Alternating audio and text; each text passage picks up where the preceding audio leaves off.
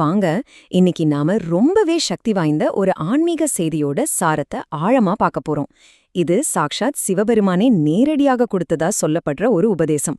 அதனால இந்த தெய்வீக வாக்குகள் நமக்கு என்ன சொல்ல வருதுன்னு நாம நேரடியா புரிஞ்சுக்க முயற்சி பண்ணலாம். இந்த ஒரு வரி, இதுதான் அந்த முழு உபதேசத்தோட மைய புள்ளியே. புனித நகரமான காசில கங்கைக்கரையிலிருந்து வந்த ஒரு நேரடி எச்சரிக்கைன்னே சொல்லலாம். யோசிச்சு பாருங்க, நம்ம காலத்தோட உண்மையான நிலைய இதை விட கரெக்டா சொல்லிட முடியுமா? ஆனா இந்த எச்சரிக்கைய கேட்ட உடனே நம்ம பயந்துர வேண்டாம். ஏன்னா இது வெறும் பிரச்சனைய மட்டும் சொல்லல, அதிலிருந்து வெளியே வர்றதுக்கு ஒரு நம்பிக்கையான வழியையும் நமக்கு காட்டுது. அதனால இது ஒரு முடிவல்ல, ஒரு புதிய தொடக்கம்தான்.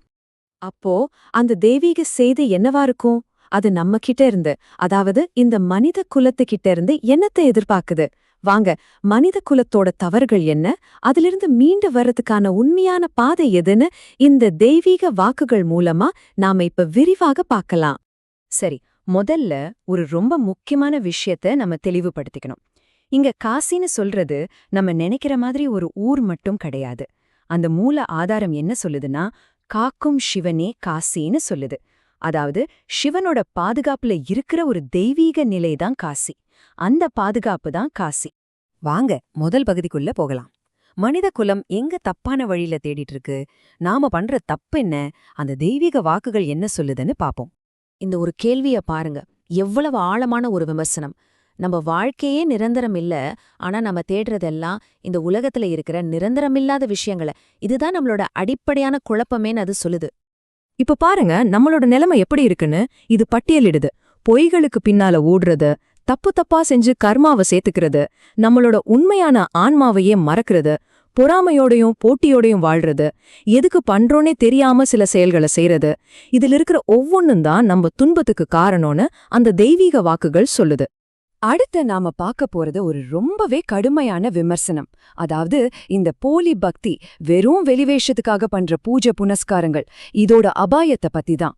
இங்க பாருங்க, ரெண்டுக்கும் உள்ள வித்தியாசத்தை எவ்வளவு தெளிவா காட்டுறாங்கன்னு. ஒரு பக்கம் அடுத்தவங்க பார்க்கணும்னு சடங்கு பண்றது, இன்னொரு பக்கம் மனசார பிரார்த்தனை பண்றது. கடவுள்கிட்ட டிமாண்ட் வைக்கிறதுக்கு பதிலா ஒழுக்கமான வாழ்க்கைய வாழுங்கன்னு சொல்லுது. தெரிஞ்சே தப்பு பண்ணிட்டு பரிகாரம் தேடுறதுக்கு பதிலா செஞ்ச தப்ப நீங்களே சரி பண்ணுங்கன்னு சொல்லுது.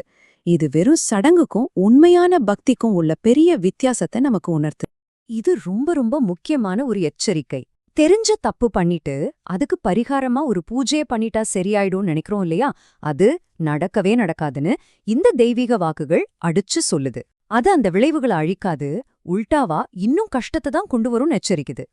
சரி, இப்போ பிரச்சனைகள் என்னென்னு நமக்கு நல்லாவே புரிஞ்சிருச்சு. அப்ப இதுக்கு தீர்வு என்ன? அந்த தெய்வீக உபதேசம் சொல்ற அந்த உண்மையான ஒழுக்கத்தோட பாதை என்னன்னு இப்போ பார்க்கலாம். நம்மள நாமளே சரி செஞ்சுக்கிறதுக்கான வழிமுறைகள் இதோ. அந்த முழு உபதேசத்தோட மையக்கரு, இல்லைன்னா இதயம்னு சொன்னா அது இந்த ஒரு வார்த்தை தான், ஒழுக்கம். ஒழுக்கம்னா சும்மா நல்லபடியா நடந்துக்கிறது மட்டும் இல்ல. இது ஒரு கட்டுப்பாடு, ஒரு ஒழுங்கு, ஒரு நன்னெறி. ஒரு தகுதியான வாழ்க்கைக்கு இதுதான் அஸ்திவாரம்னு அந்த மூல ஆதாரம் சொல்லுது. சரி, அப்போ தங்களோட வாழ்க்கை பாதையை மாத்திக்கணும்னு நினைக்கிறவங்களுக்கு இது ஒரு நேரடியான வழிகாட்டுதல். ரொம்ப சிம்பிளான படைகள் தான். முதல்ல மத்தவங்களை எடை போடுறதுக்கு முன்னாடி ஒன்னு நீயே பாரு. ரெண்டாவது, அழிஞ்சு போற ஆசைகளை விட்டுட்டு நிரந்தரமான உண்மையை தேடு. மூணாவது, ஒழுக்கத்தோட வாழு.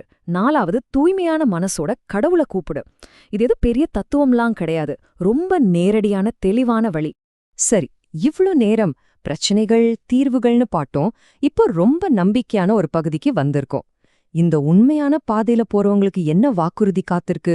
அவங்களுக்கு என்ன கிடைக்கும்? இங்கதான் இந்த உபதேசத்தோட உச்ச கட்டமே ஆரம்பிக்குது. சித்தர்கள், அந்த மகான் ஞானிகள், அவங்க நமக்காக காத்துட்டு இருக்காங்களாம். ஆனா எதுக்காக காத்துட்டு இருக்காங்க? ஒரு பெரிய கூட்டத்துக்காக இல்ல, ஒரே ஒரு உண்மையான சீடன், ஒரு நல்ல மனுஷன் கிடைப்பானான்னு காத்துட்டு இருக்காங்களாம். அப்படி தகுதியானவங்க கண்ணுல பட்டா அவங்களுக்கு அந்த சித்தர்களே வழிகாட்டுவாங்களாம். இதுதான் அந்த பெரிய வாக்குறுதி. யார் தன்னோட முயற்சியில உண்மையா இருக்காங்களோ அவங்களுக்கு தெய்வீக வழிகாட்டுதல் நிச்சயம் உண்டு. இந்த வரிகளை கேளுங்க. சிவனே, நீதான் என்னை காசிக்கு அழைத்துச் செல்ல வேண்டும்னு நீங்க மனசார வேண்டிக்கிட்டா போதும், நானே உன் கையை பிடித்து அழைத்து வருவேன்னு சொல்றாரு. அப்போப்பா, நம்ம காசிக்கு போறதை விட நம்மளோட உண்மையான வேண்டுதலுக்கு எவ்வளவு சக்தி இருக்கு பாருங்க. இறுதியா ரொம்ப சக்தி வாய்ந்த ஒரு வரியோட இது முடியுது. உன் விதியை நீயே தான் எழுதி கொண்டாய். யோசிச்சு பாருங்க, எல்லா பொறுப்பையும் எல்லா சக்தியும் நம்ம கையிலே திரும்ப கொடுத்துடுச்சு. நம்ம நிலைமைக்கு நாம தான் காரணம், அத மாத்திர சக்தியும் நம்மகிட்ட தான் இருக்கு. அப்போ இந்த உபதேசத்தோட இறுதியில நம்ம முன்னாடி ஒரு பெரிய கேள்வி நிக்குது. உங்க விதியை எழுதுனது நீங்க தானா? அடுத்து என்ன எழுத போறீங்க? இது நம்ம ஒவ்வொருத்தரும் நமக்கு நாமே கேட்டுக்க வேண்டிய ஒரு கேள்வி.